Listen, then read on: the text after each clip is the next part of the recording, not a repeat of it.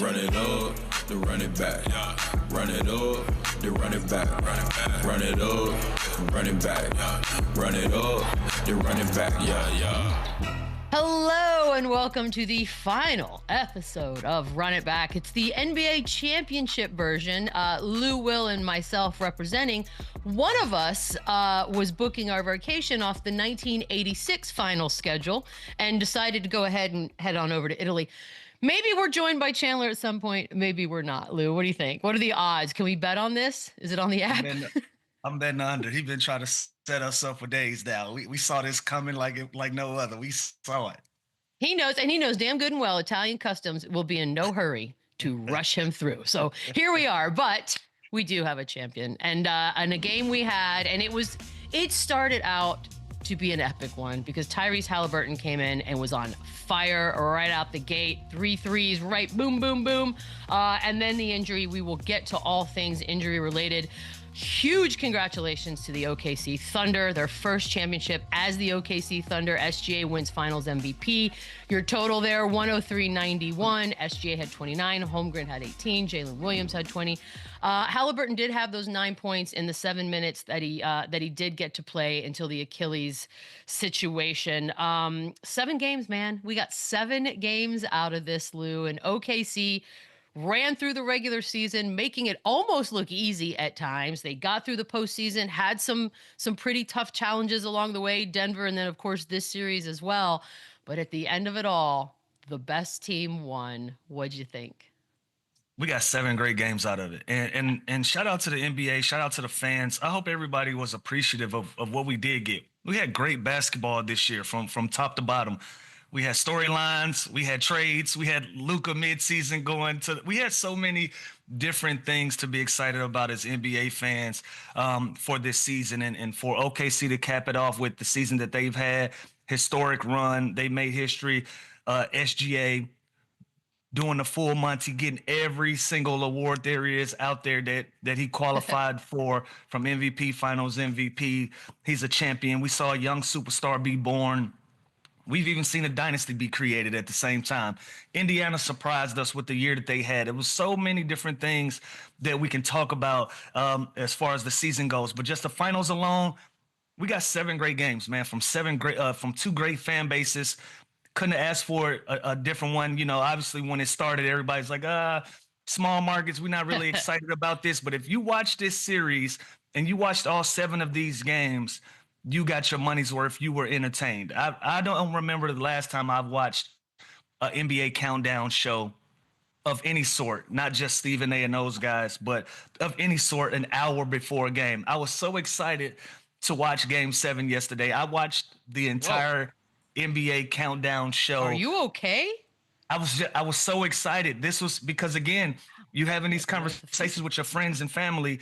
Who's going to win? What do you think? And I said, I have no expert opinion at this point. The best team, the better team is going to win. Whoever plays a better 48 minutes is going to win. I don't have any opinions. And so this was the one game that I was able to watch strictly as a fan, and I got my money's worth. Obviously, you hate to see a guy like Tyrese Halliburton go down with the injury that he did.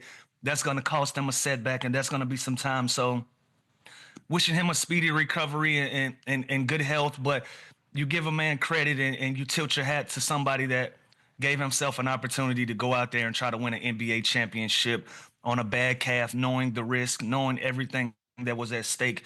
And for him to go out there and try to give the effort that he did and how he started that game, it looked like it was going to be a long night for OKC, but you hate to see a guy go down. But other than that, great basketball, great 7 games worth. It was, I look, the Tyrese Halliburton injury, it's literally nobody wanted that. Nobody wanted to see that. No, I don't think the fans in OKC wanted to see that. You could tell by the way the room just silenced. SGA runs over because it was shaping up to be an epic Game 7, and it looked like Halliburton was about to, cement himself some Game 7 finals legendary status, win or lose. Like, he came out so hot that you're like, oh, are we about to see one of those types of performances? And then, not to even get ahead of ourselves, but then the immediate reaction of, okay, yeah, you lose him for a game. then you automatically start thinking of what the Achilles means, and then you lose him for next season. And we've now seen that with Dame Lillard. We've seen it with Jason Tatum.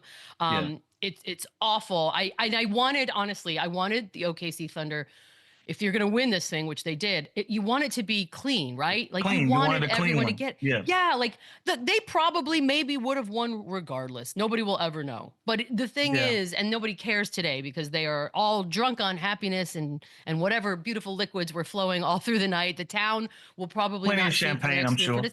Totally. Like I think I saw Jalen Williams And talking about probably my some first harder drink. spirits as well, I'm sure. It's like such a young, wholesome group of dudes. Yeah. Like I don't, what do they drink? It's like very low alcohol Listen, I'm content. pretty sure for the guys that don't indulge, if there is a time for you to do your thing, last night was the night, man. And so Ooh.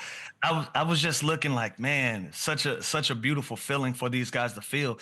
Don't take it for granted. I was in the NBA 17 years, never had an opportunity to be on that high, you know. And so I always get goosebumps and chills when I see guys be able to fulfill that dream. You know, that starts in your driveway when you're doing 5, 4, 3, 2, 1, and you're making the game winning shot. Like that goes back to your 5, 6 years old. And so, you know, when you see guys that you're personally connected to, and you know, you've shared some blood, sweat, and tears with those guys, and to be able to see them accomplish those things, it's a great feeling. And to your point about a clean game, you're right. Like I hated that injury happened because we got good, clean basketball out of it. Two hard-fought teams, two teams that put it on the line, that tried to do everything in both of their powers to bring a championship, you know, to their fan bases and back to their cities. You know, we didn't have a lot of drama in this series, right? We didn't have a lot of nonsense to really talk about. You know, we got some hard fouls here and there, but you know, there wasn't a lot of talk about anything going on outside of the basketball court. That's what I loved about this series. Both teams were focused. We got great coaching. We had a young coach versus a veteran coach. Guys making adjustments on the fly, and you can visibly see the adjustments being made on both coaching staffs, and it was just great. And you know, Holly going down, and knowing that he's going to be out for next season, you hate to see that. That kind of took the air out of the room. But it was just tremendous basketball. I have, you know, I listen to a lot of radio. I just drove 19 hours back here from Los Angeles, so NBA radio was on a lot. Why, I Beadle? feel like I know I could be a trucker, and you know, you always need a backup plan. But I feel like I have gotten to know these guys. Some of them are kids, through their sort of all these. You know, as much as I hate the schedule of the finals, every day you got to have a media day before every single game. It's like a weird 7-time Super Bowl in the course of 3 weeks, but. Jalen Williams for me, and we know SGA and the fact that he pulled the full Monty, as you just said, the full Monty. But Jalen Williams, when you listen to him speak, first of all, he's just like this wise soul. So soft-spoken, yeah. So soft-spoken, but also just he's very thoughtful in his answers. Like he's not just up there spewing sports cliches. He's not kind of just giving you what everybody else gives you. It is like he's genuinely listening to the questions, processing them, answering them, and has grown as one of like my favorites throughout the course of this finals, just because of the way he sort of carries himself. And now the fact that he is a champion in his 3rd year. He's touted as now, finally, after this finals, I think a lot of people have sort of been convinced as the best number 2, if not on a very short list of best number 2s in the league right now. Like the growth of Jalen Williams in this for you, what have you seen? He grew up in front of our eyes. We watched this whole team and organization grow up in front of our eyes. Do you remember me saying mid-season, it's time for us to take the training wheels off this team? Like, let's stop making excuses for them. Let's stop saying that they're young. Let's stop saying all of that, because they are real and they are a legit contender to win this title. We were saying that months and months ago. And that starts and it finishes with their big 3 with SGA, Jalen, and also Chet. But Jalen alone, you just saw it. The moment wasn't too big for him.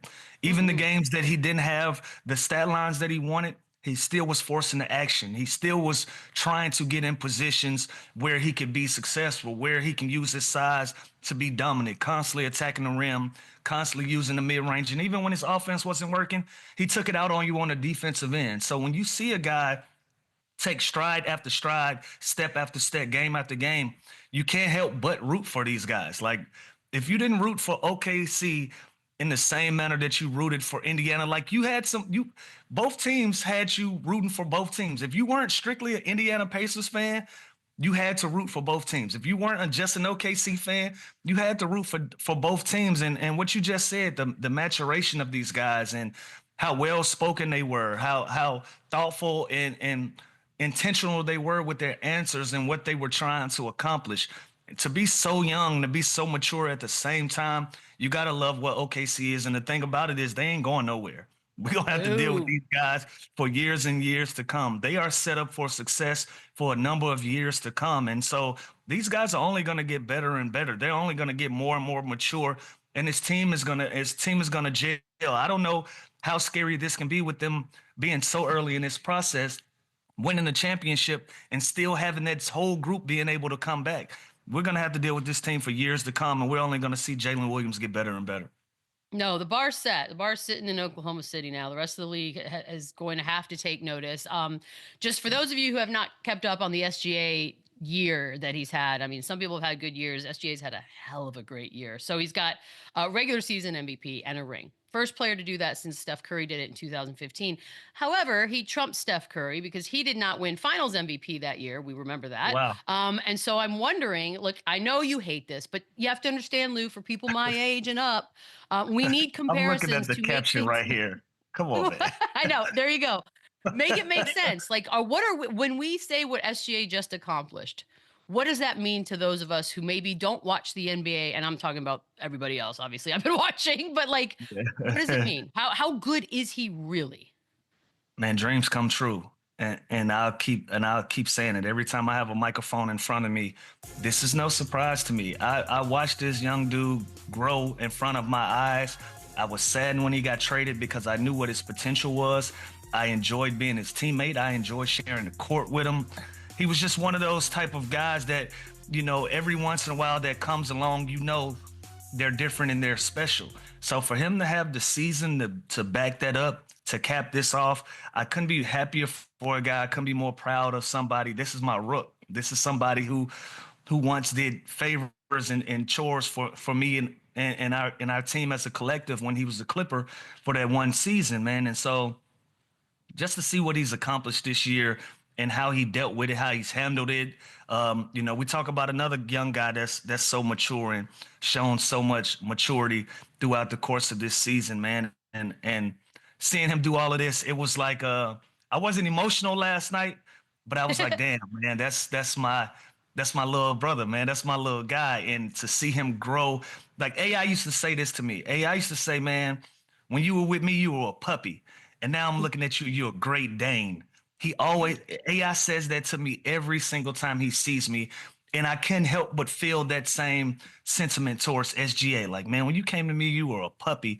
And now looking at you 5 years later, you're a fully grown man with a family, and you are a Great Dane. And now you're a champion, you're an MVP and a Finals MVP.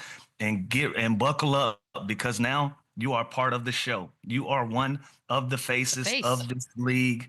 And for years to come, we were having this conversation and debate about Tyrese Haliburton being a superstar. We never debated that about SGA. And he's earned all of the respect. He's earned all of the accolades that's coming his way, the energy and the effort that these fans are going to put forth to make sure that he feels celebrated. And these next few weeks, I hope he takes a moment and to take a deep breath and he enjoys it all that's coming his way. I mean, the commercial popped out. Like, they hadn't even handed the trophies out yesterday. They go to the first break. And shout out to Converse for because usually that's a Nike commercial, you know. Usually that was quick. Nike has a guy. They spent the cheese. So shout out to Converse. You know, long way from when I was signed to Converse back in the day. Long way. You know what, Lou? I'm going to take with me for the rest of the summer. It's not true, but it's what I'm going to take with me. In my mind, AI thinks that all puppies grow up to be Great Danes. And that for me will bring me joy and pleasure for the rest of my life. Because he's right. There's not the same pop with, and now you're a golden retriever. Like, it doesn't sound very cool if you say the full blown thing.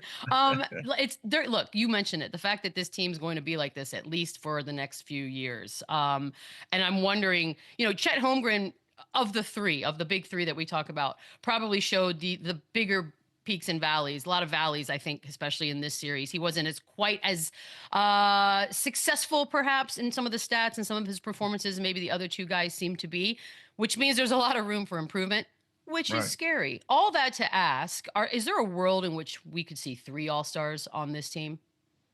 We might get to 4 if they continue to play this way. We've seen it before, right? Like if they were on the run that the Cleveland Cavaliers were on this year, you might would have seen everybody in that starting lineup at least get a look, at least have some attention put on them, like a Lou Dort or somebody like that as a 4th would have that attention on them. But yeah, we watched Chet.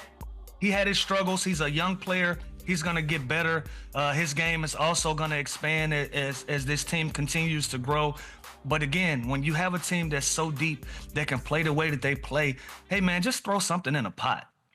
Just give us something. Have a presence. Make impactful plays. And I think Chet was able to do that last night on the defensive end. He got 2 blocks off of a missed free throw.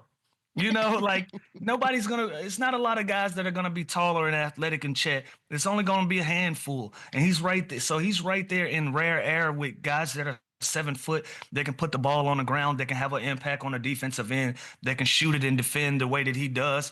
And he was impactful. Like, did his numbers jump out on you? Did they jump out off the stat sheet? No, they didn't. He didn't have any big games, but he was impactful every single game. And that's what you love to see from a young guy. And now that he's a champion, now that he's been able to see it through, he's been able to get to the mountaintop, that experience alone is going to be countless amount of games that they're going to play in this next season that he's going to be able to tap into their experience and get him over the edge based on those experiences. And so you love to see that. You love to see a guy's game grow right in front of you. And like we said, this team, they're primed to be a problem for years and years to come. Even when he was injured this year, they kept rolling. They kept rolling like nothing happened. And then he's back into the lineup. And it was seamless for him to be added back into the lineup. And now to see it all unfold and to see it through, all of these guys are going to be a problem for years and years to come for the league. Here's what I find fascinating. And I don't remember a lot of stats, and sometimes they just go one in your ear, one out the other. But this Thunder team, second youngest title team ever. That's since the 70s and the Blazers. 4th team to ever win 84 games in a season. 4th. That's it. 12 wins by 30 or more points. That's the most in NBA history. They also outscored teams by over 1,200 points in the season, which is also the most in NBA history. And I'm wondering, and it might be an age thing, and it might be just, oh my God, they're so young, my brain hasn't fully processed it yet. When you look back and you think of all the great teams in the course of this league, like this team's in there, right? Like you can't not put them in a conversation. Is it because they're so young that some of us are just sort of pausing? You have to put them in the conversation. But you know what? Another thing, Beadle, we're watching stars get created. Like usually when we get to this place, they're already stars. They're already household names. Kevin Durant's, LeBron's, Steph Curry's, and so on and so forth. These guys are already household names. We were watching these guys create legacy in real time. We watched the Alex Caruso become a household name. We watched Chet Holmgren become a household name. We watched Jalen Williams become a star in front of our eyes. We watched SGA become a household name, a superstar right in front of our eyes. And so I think that's the difference in comparing them to champions of the past, because, you know, when you're looking at a Steph Curry and LeBron James matchup, we already know who these guys are already. We already know. Either way that championship goes, it's just another notch on their belt to add to their legacy. These guys were at point A of creating their legacy. I think that's why we're looking at this in a different manner. But once we stop and they put 2 or 3 championships together, then we can give them their flowers and say, you know what? That was an MJ run. That was a Steph Curry, LeBron James run. And because those guys don't have that type of fan base as of yet, I think we'll start seeing, you know, the beginnings of that next season as they go on the road. Now you will start to see the crowds be different when you go on the road.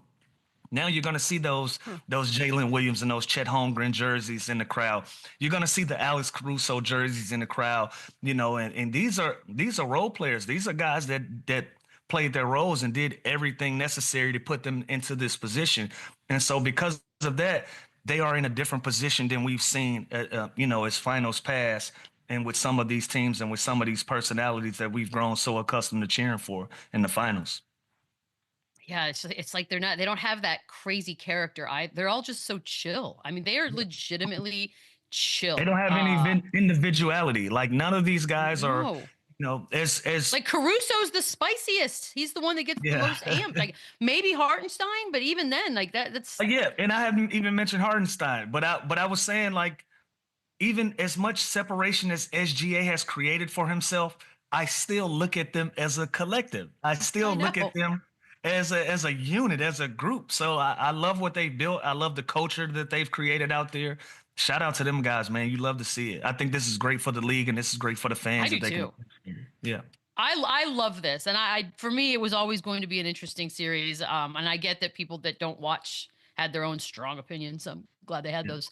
But OKC, the fact that they're returning everyone, that we have to look ahead because Mama does like her futures bets. She likes to pick those up early and see what she can do. Favorites, by the way, to win the title, and it not really even close because they're at plus 220. Second best odds to come back and win next year are the Cavs at plus 800.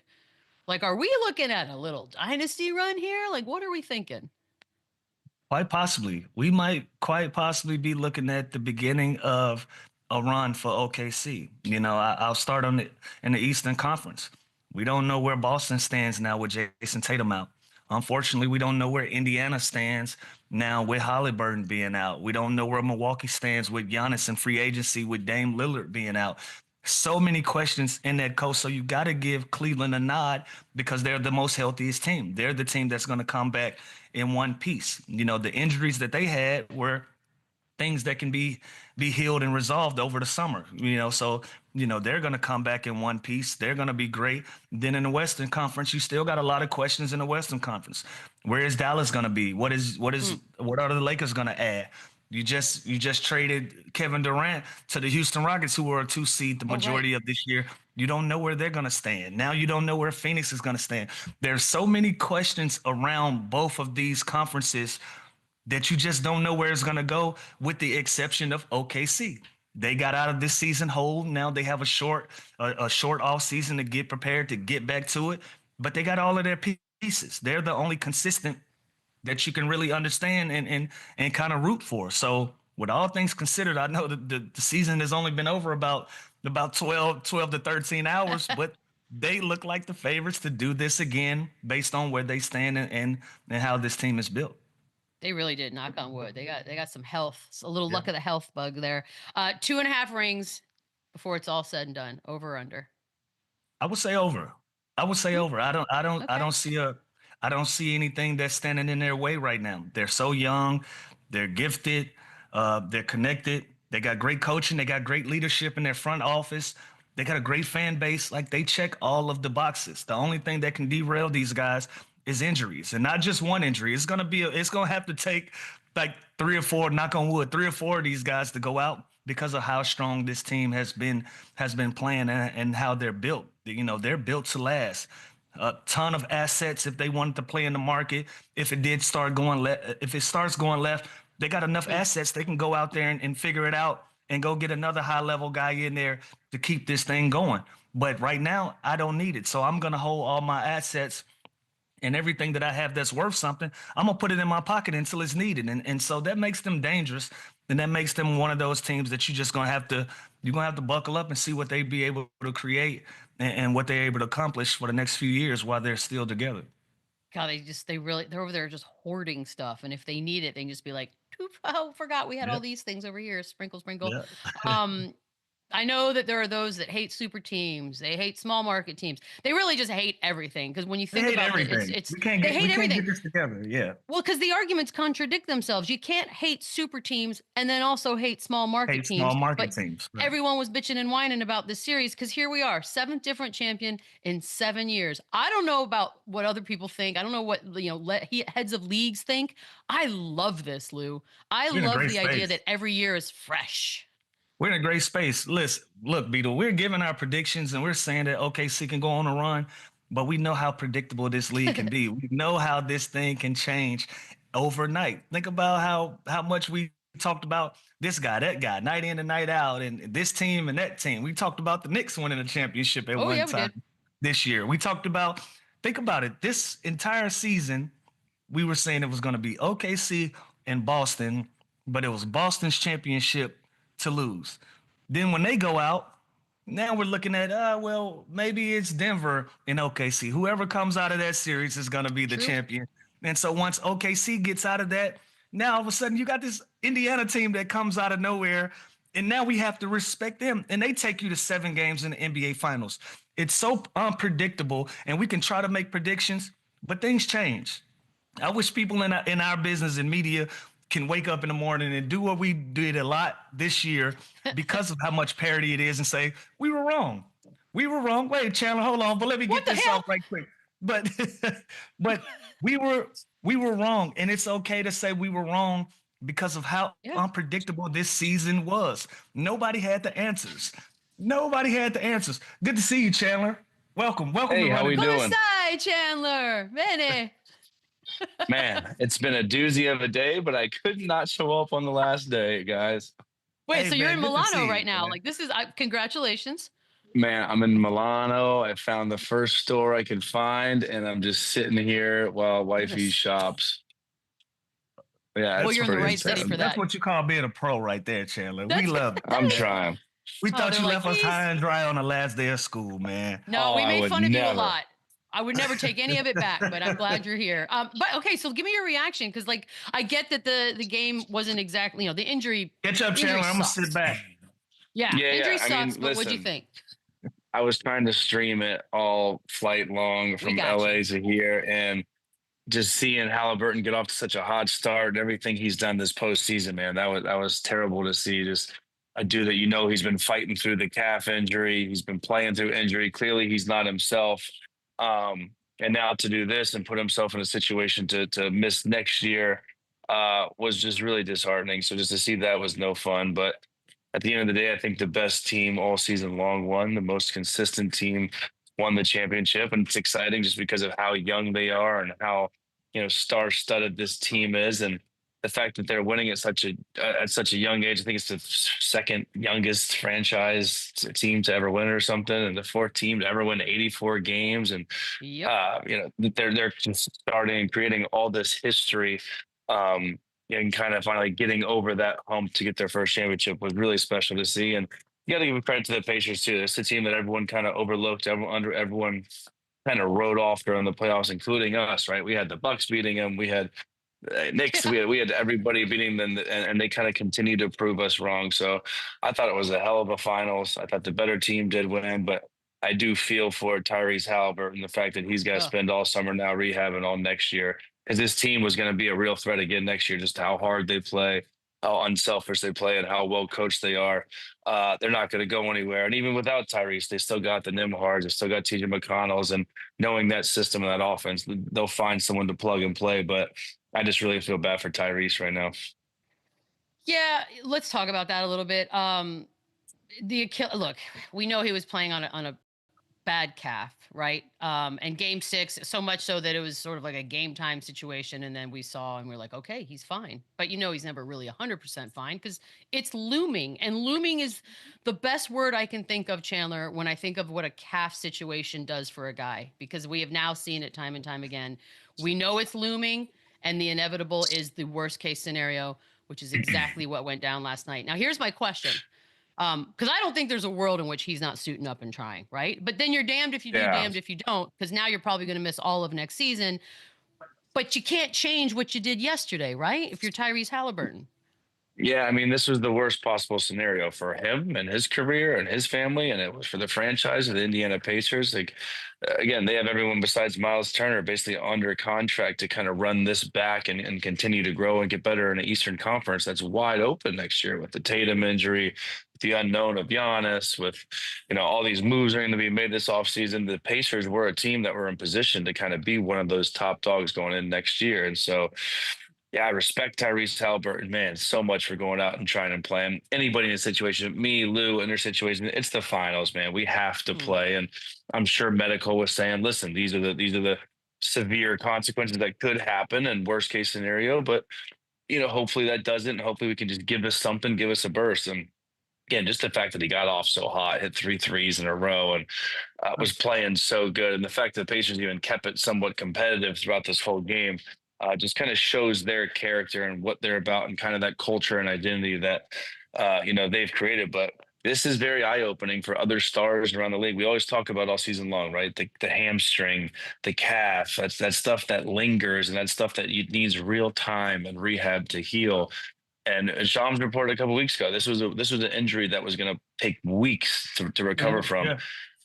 Obviously, it's the NBA Finals. He wasn't going to allow that. I don't think anybody in his position would be able to sit down to that. It's the best. That's the biggest basketball of his game was last night of his life. So I respect him, but obviously this is the worst case scenario, and I feel for him. I wonder. Look, again, I don't think anyone is keeping Tyrese Halliburton or a guy like Tyrese off the floor for a game 7 in the NBA freaking finals. But you cannot help but to start having this conversation once again with medical staff, because I'm sure they gave him a long list of what could happen, right? And we all know what could happen, Lou, but like, is there a world in which medical staffs are going to start perhaps maybe getting bigger blames, and so they're going to force guys to sit out in these types of situations? Because today there are people questioning the medical staff, which I find absurd. Which is crazy. And before Lou, before you even answer, if Tyrese Halliburton didn't play, they'd be questioning his toughness and his character. So like, we'd crush him if he actually sat out game 7. So it's got to go both ways. Yeah, what Chandler just said, it's no way to get out of this without somebody bearing some type of blame, especially when, you see a guy hurt and he's trying to fight through it. You call him resilient, you call him tough, you call him everything. And then once he gets hurt, you're looking for something to blame. They knew that there was risk involved. You hate to see this happen, man. He was like, it's a roller coaster of a season for Tyrese Halliburton. It was up and down, peaks and valleys, so much adversity that he fought through, so much criticism that he fought through. So to see it end like that, it's just it's a tough pill to swallow. And as fans, we're always looking for something to blame. It's damned if you do, damned if you don't. I appreciated the fact that he went out there and gave his team a realistic opportunity to win a championship. Unfortunately, it's going to cost him a season, but you got to tilt your hat to an effort like that. I'm wishing him a speedy recovery. I know he'll be back and he'll be great and be the player that we've grown accustomed to seeing him be. But, again, that was the worst case scenario, and it happened, and you hate to see it, but you got to give him credit for giving himself a shot. Yeah, and if you're a Pacers fan, or if you're in that locker room, if you're on that staff in that building, you have to have the utmost respect for this dude. I mean, he's a warrior. He literally just risked all next season, this season, potentially his career. I mean, with medical and everything, Achilles, people can come back from it. But man, this just showed a lot of heart from a dude that clearly wasn't himself, the kind of guy. The season he's come, think about where he's come from to the most overrated player voted by his peers to probably the most clutch playoff performances we've ever seen in the history of the NBA. So now to end like this, of an extreme underdog team taking the big bad Thunder to game 7. This was a spectacular season for the Pacers, spectacular season for Tyrese Halliburton.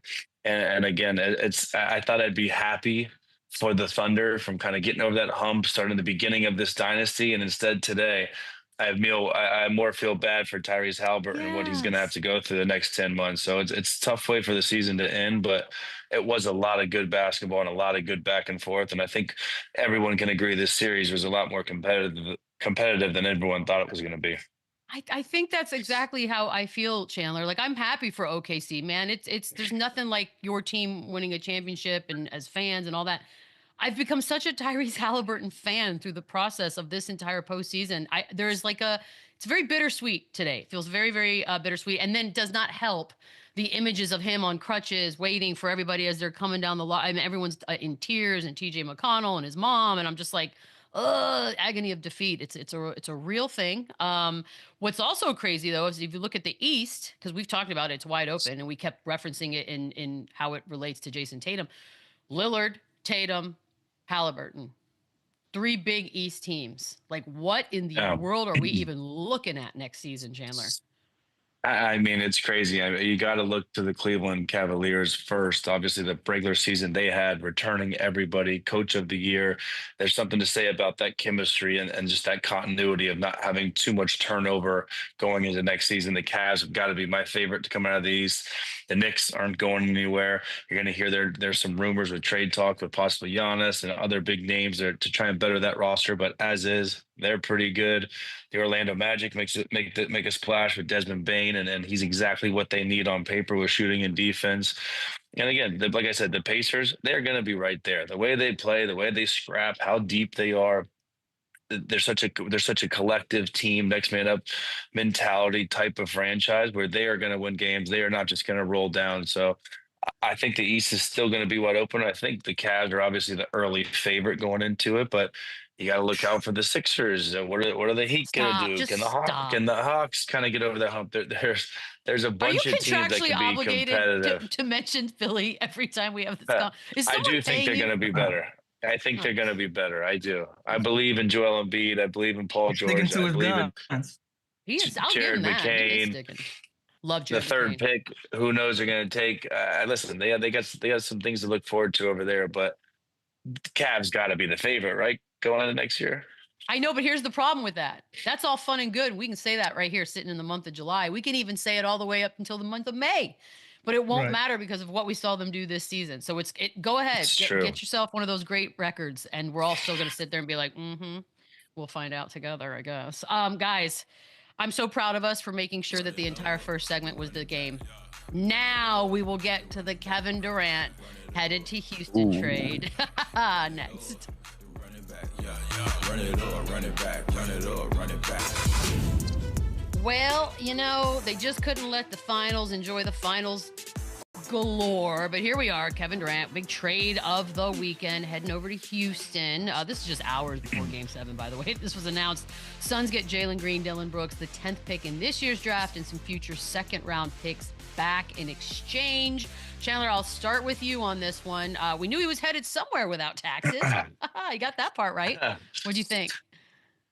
Honestly, I kind of love it. I will say I figured it was going to be a Texas team. I called that. I didn't know if it was going to be Dallas, Houston, or San Antonio, which is kind of pretty wide open, but I like it. Listen, it's a lot to give up for a 37-year-old guy who possibly is out of the prime of his basketball, but I love the move. If I'm Houston, I get to keep my core together. I get to keep Sengun, Thompson, Jabari Smith, Tari Eason, Fred, and now you add a dude like Kevin Durant that immediately makes this team better, contenders. And as good as the potential is with Jalen Green, I feel like he was just kind of always the odd man out with his inconsistencies, the way he didn't coexist every night with Sengun. Obviously, Dillon Brooks is kind of a tough guy that you'd like to have on your roster, but he's exposable. 10th pick in the draft. It's a kind of a deep draft this year, so you could possibly get some value there. And then obviously the 5 second-round picks, who knows what those are going to turn into. But I like it. If I'm the Houston Rockets, and I'm already 52-team win last year, and I'm the second seed with this bright core going forward, and I got to keep pretty much my guys I wanted to keep and add Kevin Durant. I'm stoked on the deal. And again, it's a lot to give up for a guy that's 37 years old. But when you look at the landscape of the Western Conference, I think this immediately makes them better. I think it makes their window to contend for a championship right now better. And again, I'm a big Kevin Durant guy. Any chance you get to add a guy like that to this team with a big like Sengun, a guard like Fred, athletic wings like Eason and Thompson, I think it's an absolute perfect fit. So I love the deal for Houston. And on the flip side, Phoenix, now they have a lot of assets, right? They have a budding star with Jalen Green they can build with. They're going to lock up Devin Booker for 2 years for a boatload of money. We still don't know what's going to happen with Bradley Beal, Dillon Brooks. A lot of like-sized guards. We know. A lot of like-sized wings there, like kind of on that team. So I don't know what their roster is going to look like here soon, but I love it for Houston. I think it puts them in a great position going into next year. Yeah, I got to agree with you, Chandler. It was a lot to give up, but until he falls off, he's worth the cost of admission. And we hadn't seen fall off yet. We hadn't seen that fall off yet. So, soon to be 37 years old, but he's still Kevin Durant, and he's still putting up Kevin Durant type production. And so you got to give up something when a guy is still putting numbers on the board. And so I'm excited to see how he fits with Sengun and the rest of that young core.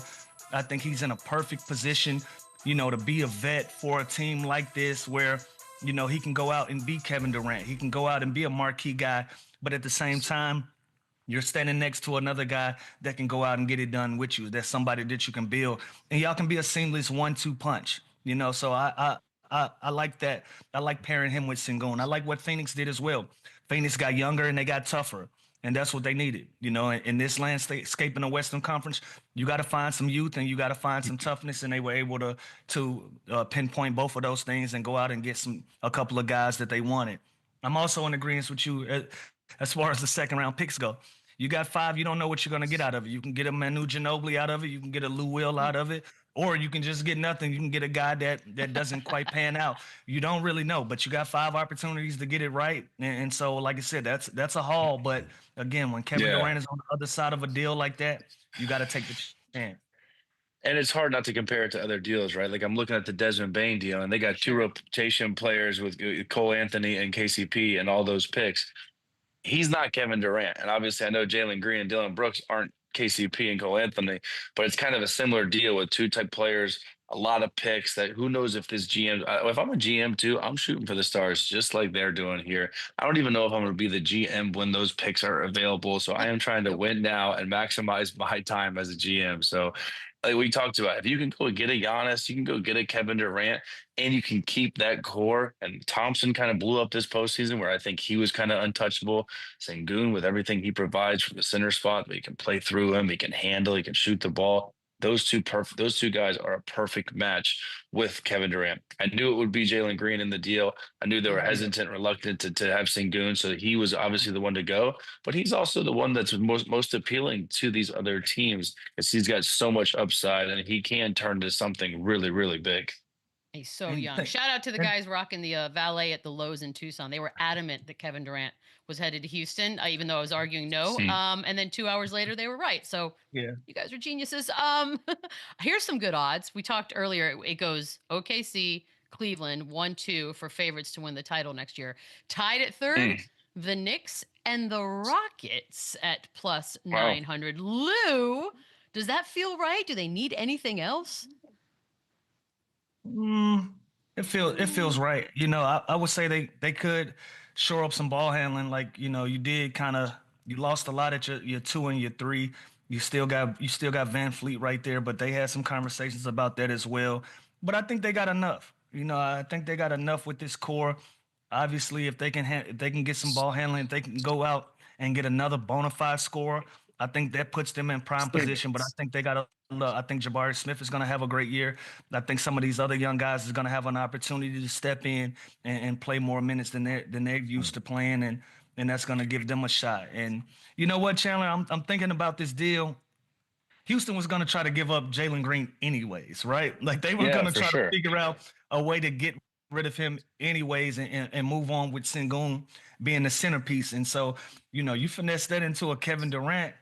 And you gotta take a look at it, and you gotta make that deal happen. And so, does Kevin Durant make them contenders? I think Kevin Durant makes any team contenders. That's why we were still picking Phoenix to pick it up and turn this thing around every time that they play the game, because we knew at any moment now they can go on a 10 to 12 game run and put themselves back in position. Unfortunately, it never happened for them. It was a bad mix of guys, but that type of respect comes with the pedigree of Kevin Durant. Anytime you have a guy like a Kevin Durant, we feel like you can go on a run. And so now when you pair him with a Sengun, sky's the limit for these guys. Yeah, and listen, the Western Conference, those teams aren't going anywhere either, right? It's like the Lakers, they're going to be competitive. You know they're going to make moves. The Denver Nuggets, they're not going anywhere. They still have the best player in the world. Clippers, Minnesota Timberwolves, the Warriors, all these teams are going to continue to add pieces to stay in that kind of contending mix. So I do think it makes them better. I think it makes them better immediately, just like the Desmond Bain trade makes the Orlando Magic better. But we've seen this before. We've seen a lot of big names, a lot of good names on paper that hasn't correlated to wins and championships. So I think we'll have to see as the season goes on, see the other moves in this crazy free agency we're about to see. But there's a lot of good teams in the West. The Dallas Mavericks are going to be good. The San Antonio Spurs are going to be really good. So there is a lot of teams that are going to be making some buzz in the West. So the fact that they are the 4th best odds, I see it, because I'm a huge Kevin Durant fan. I do think he is the perfect fit, and I think he's healthy, and I think he's poised for another huge season. But man, that Western Conference is stacked.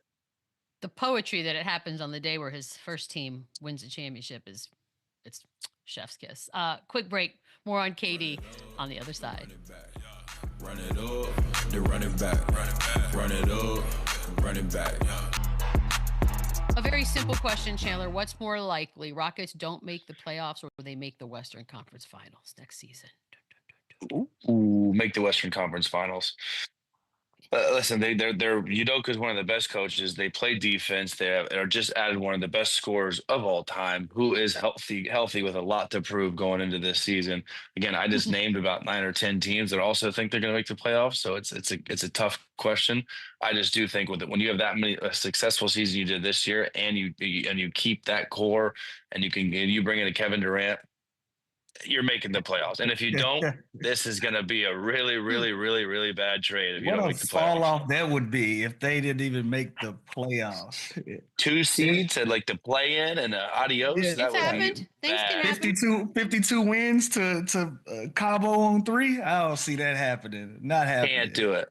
Even if they So slide you're to taking a finals? 4 or 5 seed, I gotta take West Finals over them missing the playoffs. That seems more realistic. It's crazy to think about because that means Memphis, Exactly. San Antonio, Phoenix, Dallas, like those teams just aren't making the playoffs. Like it's crazy. Well, I mean, look, injuries could always derail anything and all of our big dreams. But yeah, that's a tough question because Western Conference Finals also seems lofty. I don't know. It's a tough one. I don't know. It's a tough question. We'll take a quick break. We will wrap things up for the season on the other side. Run it up, run it back. Final 90 seconds of the year. Lou, best memory, best prediction. What do you got? Oh, God. Chandler. Okay, so what store? Where are you? Yeah, tell I us. am at a Bottega store in Milan. I'm terrified because Haley's going ham next door. Yes, this is 5 figures. My lady's looking for a phone case for me back there. Oh my God. But guys, this was awesome. This is so much fun. It really is my favorite job I've ever had in my life. So I appreciate you guys. You barely worked in your life. Nobody wants to hear this. This is not true. The only thing to compare it to is the NBA. So I guess that's all I can compare it to. But it was a pleasure. I love y'all. I love working. I love y'all. I love working with y'all. I look forward to running it back and running it back and running it back as much as we can. Let's run it back. Man. Oh my God, you guys are lame. Chandler, I'm gonna text you my address. If there are many stores in Milano that I would like you to hit, I will send you sizes. I will send you address. Lou, do the same. I mean, he's over there. He might as well get us something nice. I got you. Send it on over. I'm sending. We just want like Rolexes or something. You're the richest person nice. on the show. So just jeez, that's it. Get the team Rolexes. You know, that's what the good leaders do. I'm like, you're the worst. Guys, I love you so much. I love this job. I hope we are back to run it back. Enjoy the summer. No more work for a summer. Run it back, yeah.